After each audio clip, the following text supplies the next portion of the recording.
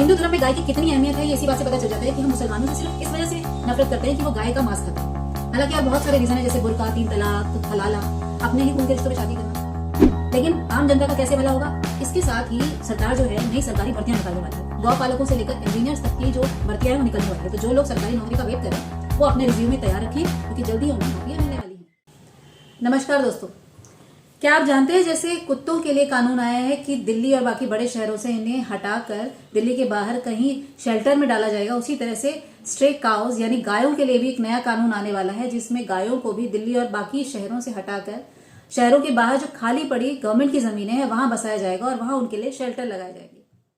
वहां पे लगाए जाएंगे बायोगैस प्लांट, जिससे जो है बनेगी बिजली और कुकिंग गैस। अब आप सोचेंगे इससे जो है बिजली और कुकिंग गैस कैसे बनेगी? दिल्ली में करीबन 80,000 स्ट्रे काउज है। ये आंकड़ा ज्यादा भी हो सकता है क्योंकि ये सरकारी आंकड़ा है। अब एक गाय जो है एक दिन में 10 किलो गोबर देती है, तो 80,000 गाय 80,000 किलो गोबर देंगी, जिससे करीबन 24 से 25,000 घरों को मुफ्त बिजली मिल सकती है। यानी जहां भी ये प्लांट लगेगा उसके आसपास के 2-3 गांवों को तो आराम से मुफ्त में बिजली मिल ही जाएगी। और इन्हीं बायोगैस प्लांट के साथ में लगेगी एक लॉग मेकिंग मशीन, जिसमें जो है लकड़ी जैसे लट्ठे बनाए जाएंगे। किससे? काव डंग से, जिसे यूज किया जाएगा अंत्येष्टि या हवन वगैरह में। ऐसे ही एक ब्रिकेट मशीन और आती है, वो भी यहाँ लगाई जाएगी, जिससे काव जो डंग है और उसके साथ ही एग्रीकल्चर वेस्ट को मिक्स करके ब्रिकेट्स बनाई जाएंगी, जो रूरल इंडस्ट्रीज में यूज होते हैं। इन लॉग मेकिंग मशीन से हम 400 से 450 टन के लकड़ी जैसे बड़े बड़े लट्ठे बना सकते हैं और इसे अपने डे टू डे लाइफ में यूज कर सकते हैं। 300 से 400 टन तक का फर्टिलाइजर बन सकता है। तो सोचिए गाय जो है हमारे लिए कितनी ज्यादा उपयोगी हो सकती है। अब इस सब कामों के लिए नई सरकारी भर्तियां भी गवर्नमेंट जो है वो निकालने वाली है। गौ पालकों से लेकर इंजीनियर्स तक की भर्ती जो है निकलेगी। तो जो लोग सरकारी नौकरी का वेट कर रहे हैं वो अपना रिज्यूमे तैयार कर ले, क्योंकि जल्दी उन्हें ये मौका सरकारी नौकरी का मिलने वाला है ना खुशखबरी? खुश हो गए आप लोग? लेकिन ये मेरा सिर्फ एक ख्याल ही है। कैसा लगा मेरा मजाक? सरकार ऐसा कोई कानून नहीं लाने वाली जिसमें गायों के लिए ऐसे शेल्टर होम बनाए जाएंगे। हो सकता है ऐसा फ्यूचर में हो। एक्चुअली मेरा जो आज का वीडियो है वो इन्हीं स्ट्रे काउज को लेकर है।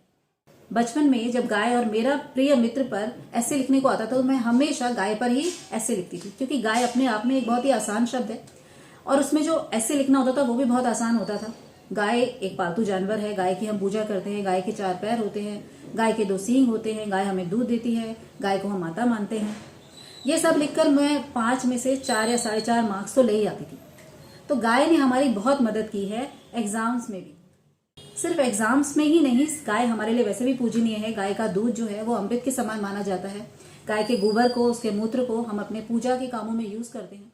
कहा तो ये तक जाता है कि गाय की पीठ पर अगर हाथ फेरा जाए तो इससे बीपी तक कंट्रोल होता है। अब ये साइंटिफिक रिसर्च का प्रश्न है, इसलिए मैं कुछ ज्यादा नहीं बोलूंगी। हमारे शास्त्रों में, पुराणों में शायद ये भी लिखा है कि गौदान करने से जो गौदान कर रहा है उसको स्वर्ग की प्राप्ति होती है। इसमें करना क्या होता है कि जो पंडित है वो जजमान के लिए एक बछिया लेके आता है।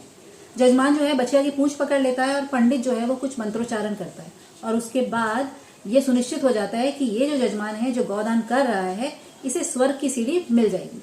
इसके बाद ये बछिया वापस पंडित के पास आ जाती है और जो पंडित है उसने जिससे खरीदी है उसको वापस दे देता है। तो यानी पंडित का डबल फायदा है, उसे डबल कमीशन मिल जाती है और जजमान को मिल जाता है स्वर्ग मरने के बाद। हिंदू धर्म में गाय की कितनी अहमियत है ये इसी बात से पता चल जाता है कि हम मुसलमानों से सिर्फ इस वजह से नफरत करते हैं कि वो गाय का मांस खाते हैं।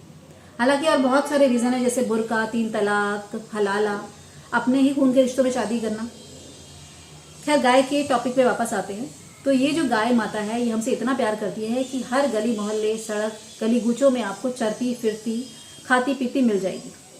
बीच सड़क में अगर जुगाली करने बैठ जाए तो घंटों का लंबा जाम लगा दे। मजाल है जो अंगद के पैर की तरह जो है अपनी जगह से टस से मस हो जाए। लेकिन गाय हमारी माता है और हमको कुछ नहीं आता है। अक्सर ये गाय ज्यादातर हमें मिलेंगी कूड़ेदान के आसपास, क्योंकि सबसे ज्यादा खाना गायों को वहीं मिलता है।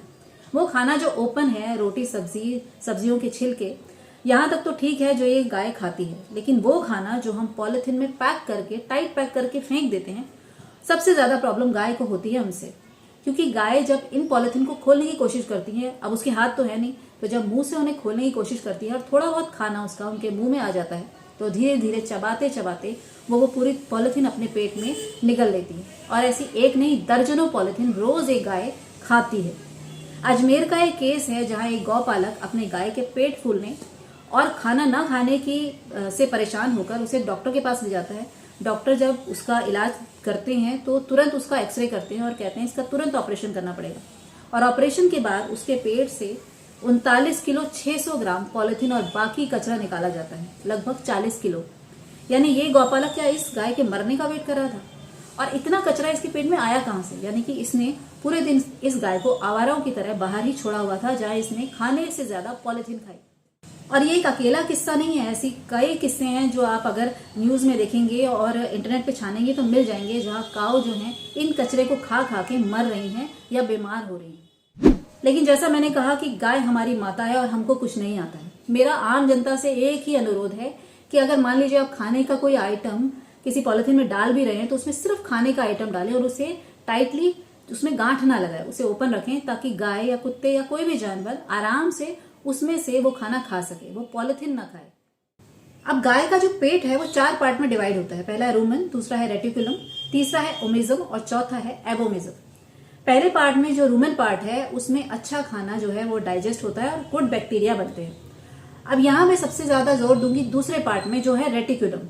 रेटिकुलम में जो वेस्ट मटेरियल है जैसे कि बाल या मिट्टी, जब गाय ज्यादा ये सब चीजें खा लेती है तो रेटिकुलम में चला जाता है और उसके बाद वेस्ट की तरह गाय के पेट से बाहर निकल जाता है। लेकिन अगर ये चीज भी बहुत ज्यादा गाय खा ले, जैसे बाल या मिट्टी या पत्थर वगैरह, तो वो भी गाय के पेट में गोले जैसा बन जाता है और उसे भी सर्जरी के थ्रू ही बाहर निकालना पड़ता है। सोचिए, ये तो नेचुरल चीजें हैं, इन्हें भी सर्जरी के थ्रू निकाला जाएगा। अब वो चीजें जो कि नेचुरल नहीं है जैसे प्लास्टिक, कीले, कांच, ये जब रेटिकुलम में जाते हैं गाय के तो क्या हालत होगी उसके पेट की। हमारे यहाँ के जो विधायक हैं उन्होंने बहुत साल पहले एक गौ ग्रास सेवा करके एक गाड़ी शुरू की थी, जिसमें पहली रोटी गाय के नाम से एक स्लोगन आता है, जिसमें घर की सभी औरतें जो हैं जो भी खाना बनाती है उसमें पहली रोटी गाय के लिए अलग निकाल देती हैं और उन रोटियों को जो उस गाड़ी में जो कंटेनर रखे हैं उसमें डाल दिया जाता है। सिर्फ रोटियां नहीं, जो सब्जी के छिलके वगैरह हैं वो भी उसमें अलग कंटेनर में डाले जाते हैं। ये एक अच्छा इनिशिएटिव है कि गाय को बिना पॉलिथीन वाला, बिना कचरे वाला साफ सुथरा खाना जो है वो मिल जाता है। लेकिन क्या इतना सा इनिशिएटिव काफी है? क्या आपको नहीं लगता है कि इन स्ट्रे काउस को जो सड़कों पर होना ही नहीं चाहिए, इन सड़कों से हटाकर इन्हें एक अलग शेल्टर होम देना चाहिए? बायोगैस प्लांट जैसे कि मैंने पहले कहा उस तरह से लगा के, लॉग मेकिंग मशीन, बहुत सारी ऐसी टेक्नोलॉजी आ गई है जिससे जो है जनता का भी फायदा होगा और इन गायों को उचित न्याय मिलेगा, इनको एक्चुअली में उनकी असली जगह मिलेगी, वहां इनको सम्मान भी मिलेगा और अच्छा खाना भी। आज हमारे देश में जो गायों की हालत है वो सेम हमारी नदियों की तरह है, बद से बदतर। पता नहीं क्यों हम इंडियंस जब भी किसी चीज की पूजा करते हैं उसका कुसम्मान करना और उसका दुरुपयोग करना जरूर करते हैं। एक अच्छा और सभ्य समाज वही बनता है जहां पे आसपास की जितनी भी चीजें उनका हम उसी तरह से सम्मान करें जैसे हम अपने घर की चीजों का और अपने घर के लोगों का करते हैं। लेकिन इंडिया में बिल्कुल उल्टा हो रहा है। हम अपने घर को तो साफ रखना चाहते हैं लेकिन बाहर गंदगी मचाने से नहीं चूकते। कहीं भी थूक देते हैं, कहीं भी प्लास्टिक फेंक देते हैं और इन्हीं चीजों का असर हमारे आसपास का जो वातावरण है, हमारे जो पेड़ पौधे हैं, जो गाय हैं, जो जीव जंतु है, उन पर पड़ रहा है। मेरा आम जनता से तो अनुरोध है ही, लेकिन सरकार से भी अनुरोध है कि ये जो गाय का जो टॉपिक है इसे यही ना छोड़ा जाए, इसे आगे और ले जाया जाए और वाकई में अगर हो सके तो गायों के लिए भी शेल्टर बनाए जाएं जहां उन्हें सम्मानजनक जीवन जीने का मौका मिले। आई होप आपको मेरा ये वीडियो पसंद आया होगा। अगर पसंद आया है तो लाइक कीजिए, शेयर कीजिए, सब्सक्राइब कीजिए। आपके कमेंट मेरे लिए बहुत वैल्यूएबल है।